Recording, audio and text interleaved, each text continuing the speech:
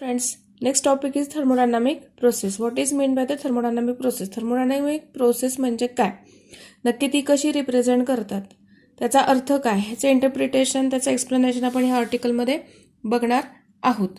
आता thermodynamic process, it is a procedure by which initial state of a system changes to its final state. म्हणजे आता एखादी system आहे, तिची initial स्टेटचं pressure volume काहीतरी वेगळं असेल आणि त्याच्यामध्ये हीट एकतर ॲब्सॉर्ब केली जाईल किंवा रिलीज होईल आणि तिची फायनल स्टेट होईल की जेणेकरून त्याचं प्रेशर आणि व्हॉल्यूम वेगळं काहीतरी असेल.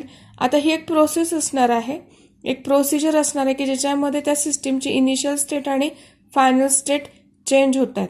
मग अशी ही जी प्रोसेस आहे किंवा प्रोसिजर, त्याला आपण काय म्हणणार, थर्मोडायनामिक प्रोसेस. ठीक आहे, की ज्याच्यामध्ये हीटचा संबंध आहे. हीट सिस्टीमनं घेतली आहे किंवा सिस्टीमनं रिलीज केलेली आहे, सिस्टीमने हीट ॲब्सॉर्ब केले किंवा रिलीज केली आहे, त्यानुसार सिस्टीमची इनिशियल स्टेट आणि फायनल स्टेट चेंज होणार आहे. आणि ती एक जी पर्टिक्युलर प्रोसिजर आहे, that is a thermodynamic process. So thermodynamic process, it is a procedure by which initial state of a system changes to its final state. During such a change, there may be a transfer of heat into system. असा change ज्यावेळेला होतो त्यावेळेला हीटचं transfer होते. कुठे? सिस्टीममध्ये. कुठून? From its environment. एन्व्हायरमेंटकडून सिस्टीममध्ये heat transfer होते. मग त्यावेळेला काय म्हणणार आपण? पॉझिटिव्ह हीट आहे. बघा, सिस्टीममध्ये हीट ट्रान्सफर केली जाते. कुठून? एन्व्हायरमेंटकडून. एन्व्हायरमेंटकडून सिस्टीममध्ये हीट ट्रान्सफर केली जाते, त्यावेळेला पॉझिटिव्ह हीट म्हणायचे. आता एक्झाम्पल दिलेलं आहे, when water boils heat is transferred to the water. म्हणजे आपण पाण्याला गरम करतोय, उकळतोय, त्यावेळेला पाण्याला आपण हीट देतोय, त्यावेळेला पाणी हे काय झालं? सिस्टीम असणार आहे. So heat may be release from the system to its environment. त्यावेळेला ती काय असणार आहे? Negative heat. सिस्टीमकडून हीट ज्यावेळेला रिलीज केली जाते, एन्व्हायरमेंटमध्ये सोडली जाते, त्यावेळेला ते हीटला कसं ट्रीट करायचं, तर त्यावेळेची जी हीट असेल ती कशी असणार आहे? निगेटिव्ह हीट असणार आहे. की एखादं गरम चहा वगैरे आहे किंवा गरम पाणी आपण एखाद्या ग्लासमध्ये करून ठेवलं आणि तसंच ठेवून दिलंय, मग थोड्या वेळाने ते पाणी जे गरम असेल ते हळूहळू गार होणार आहे. म्हणजेच काय आहे? पाणी तिथे सिस्टम झाली आणि त्याच्यातली जी हीट आहे ती सराउंडिंगमध्ये किंवा एन्व्हायरमेंटमध्ये रिलीज केली जाणार आहे, त्यावेळेला तिथं निगेटिव्ह हीट आपण म्हणू शकतो. सो हे एक एक्झाम्पल झालं की सिस्टीमकडून एन्व्हायरमेंटमध्ये हीट रिलीज होण्याचं. Similarly some work can be done by the system, that is positive work. सिस्टीमकडून ज्यावेळेला वर्क होतं त्यावेळेला ते आपण पॉझिटिव्ह वर्क म्हणायचं. Or some work can be done on the system. सिस्टीमवर ज्यावेळेला वर्क होतं त्यावेळेला त्याला कसं म्हणायचं वर्क, तर ते निगेटिव्ह वर्क डन म्हणायचं. When the piston in a cylinder is pushed in. सिलेंडरचा पिस्टन आहे तो जर का आतल्या बाजूला पुश केला गेला, some work is done on the system. So we know that these changes should occur infinitesimally very slowly. म्हणजे अशा प्रकारचे जे चेंजेस आहेत ते खूप अत्यंत स्लो पद्धतीनं होतात, की जेणेकरून so that system is always in thermodynamic equilibrium. की जेणेकरून आपली जी सिस्टीम आहे ती थर्मोडायनामिक इक्विलिब्रियममध्ये राहील. आता थर्मोडायनामिक इक्विलिब्रियम म्हणजे काय, त्याचे कंडिशन आपण बघितलेले आहेत. 3 कंडिशन. कुठल्या 3 कंडिशन्स आहेत? मेकॅनिकल, थर्मल आणि त्याच्या आठवत असतील तर बघा, त्या 3 कंडिशन जर सॅटिस्फाय होत असतील तर आपण त्याला थर्मोडायनामिक इक्विलिब्रियम स्टेट असे म्हणू शकतो. ठीक आहे. So we know that these changes should occur infinitesimally slowly so that system is always in thermodynamic equilibrium. Such a process in which change in the state variables, कशात changes होणार आहे? Changes in the state variables of the system occur infinitesimally slowly are called as a quasi-static systems.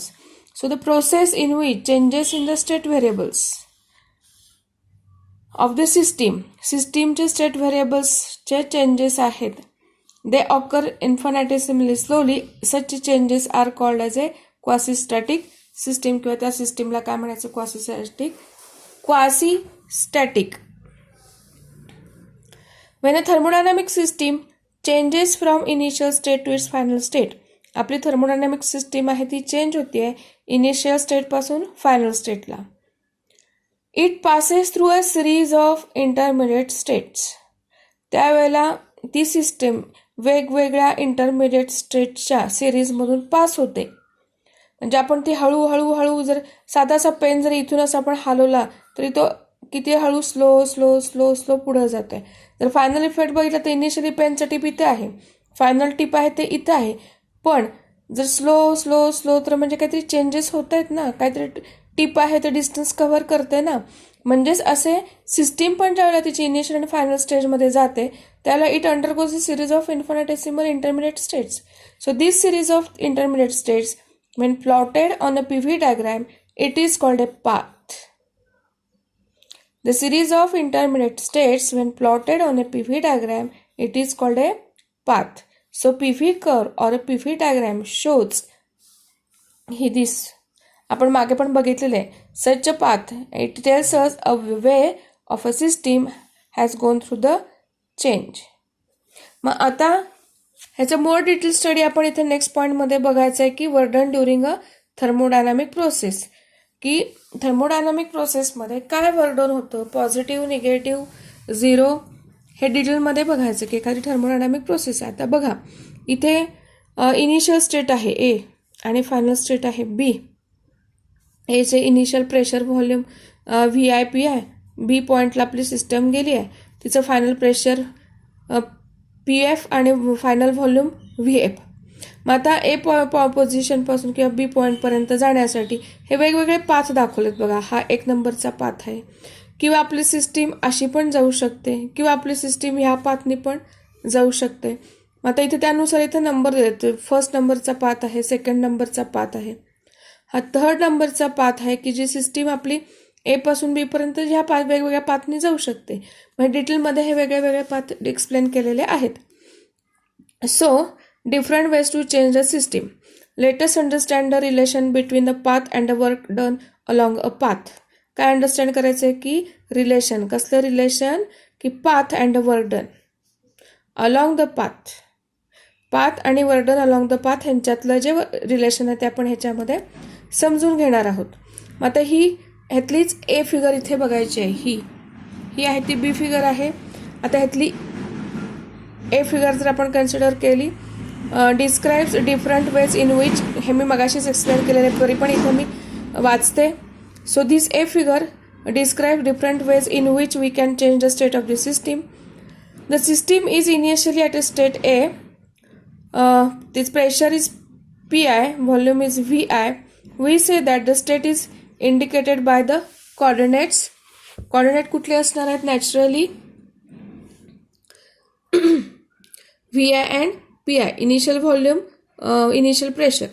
The final state of the system is shown by the point B with the coordinates which is given by VF and PF. Final volume, final pressure. The curve first means path first shown in the diagram.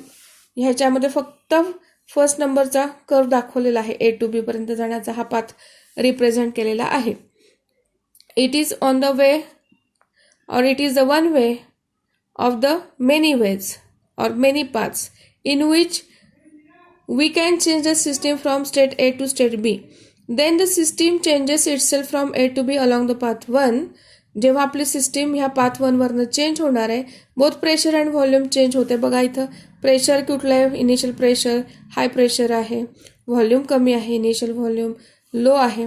बी पोझिशनला आपली जाते, system change झालेलं आहे, तिचं pressure decrease झालेलं आहे, final pressure हे कमी झालेलं आहे आणि व्हॉल्यूम मात्र फायनल व्हॉल्यूम आहे ते इन्क्रीज झालेलं आहे. सो प्रेशर आणि व्हॉल्यूम दोन्ही चेंज झालेलं आहे.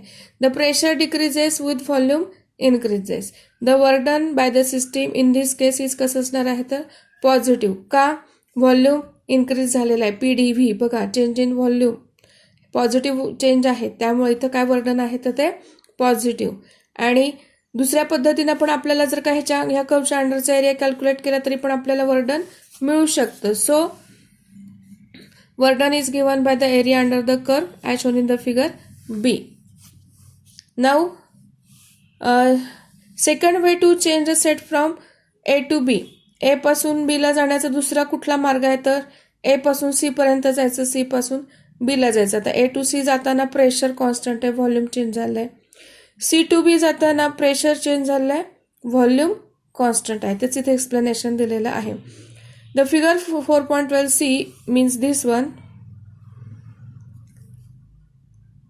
In this case, volume increases to VF from point A to C point. Volume increase झालेला आहे ॲट कॉन्स्टंट प्रेशर, त्यावेळेचं प्रेशर कॉन्स्टंट आहे. The pressure then decreases from to PF. Pressure इथं decrease झालेलं आहे as shown. The volume remains constant during this change. The system is now in the state with its coordinates given by VF and PF. Final volume, final pressure, ह्या पद्धतीनं. आता इथे पण वर्णन कसं काढायचं, इथला जर आपण हा एरिया काउंट केला, कॅल्क्युलेट केला, तर आपल्याला ह्या पाथवरनं गेल्यानंतर किती वर्क डन होईल ते आपल्याला कॅल्क्युलेट करता येतं. So the work done in this process represent by the shaded area under the curve. ठीक आहे, as in figure C. Now the third way to change the state from A to B. तिसरा वे इथं A to D आणि D to B. So the third way change from A to B is the path 3 as shown in the figure D. In this case, pressure decreases from, बघा इथं तेवढाच part दाखवलेला आहे. A पासून D पर्यंत जाताना pressure decrease झालंय, volume constant आहे, आणि पुन्हा D पॉईंट पासून B ला जाताना प्रेशर कॉन्स्टंट आणि व्हॉल्यूम इन्क्रीज झालेला आहे. ठीक आहे. सो द नेक्स्ट व्हॉल्यूम, पहिल्यांदा काय झालेलं आहे की प्रेशर डिक्रीज झालेलं आहे आणि व्हॉल्यूम कसं झालेलं आहे, सेम म्हणजे कॉन्स्टंट राहिलं आहे. आणि after that volume changes to VF. Final व्हॉल्यूमला चेंज झाले, त्यावेळेला प्रेशर कसं आहे तर कॉन्स्टंट आहे. So the work done in this process is represented by shaded area under the curve 3. ह्या कर्वच्या अंडरचा जो शेडेड एरिया आहे तो कॅल्क्युलेट केला तर आपल्याला ह्या पाथमधलं वर्क डन मिळू शकतं. So it is easily noticed that in these 3 cases, तिन्ही केसमध्ये जर आपण नोटीस केलं तर the amount of work done is not same. बघा इथला एरिया, हा एरिया आणि हा area under the curve same आहेत का, नाही आहेत. म्हणजे जर आपण एरिया अंडर द कर्व काढला जो की वर्क डन असतो तो सेम येणार नाही. So remember that these are not only 3 paths amongst many along which the system can changes. आता हे 3च दाखवलेत, ह्या व्यतिरिक्त आणखीन पाथ असू शकतात. So it is interesting to note that in all these cases, though work done during the change of the state is different, प्रत्येक वेळेला जरी वर्क डन हे डिफरंट असेल, the initial and the final state of the system सेमच आहे. फक्त वेगवेगळं काय आहे की पाथ बदलतोय, त्यामुळे त्याच्या कर्वच्या अंडरचा एरिया चेंज होते, त्यामुळे वर्क डन फक्त चेंज होते. पण इनिशियल आणि फायनल स्टेट जी आहे सिस्टीमची A आणि B, ती मात्र कशी राहते, सेम राहते. ह्या सगळ्या गोष्टींवरून आपण काय कन्क्लुजन काढू शकतो. So we can conclude that the work done by the system depends not only on the initial and final states but also on the intermediate states, means on the paths along which the change takes place. जे काही work done असतील ते फक्त initial आणि final स्टेजवरती dependent नाहीये.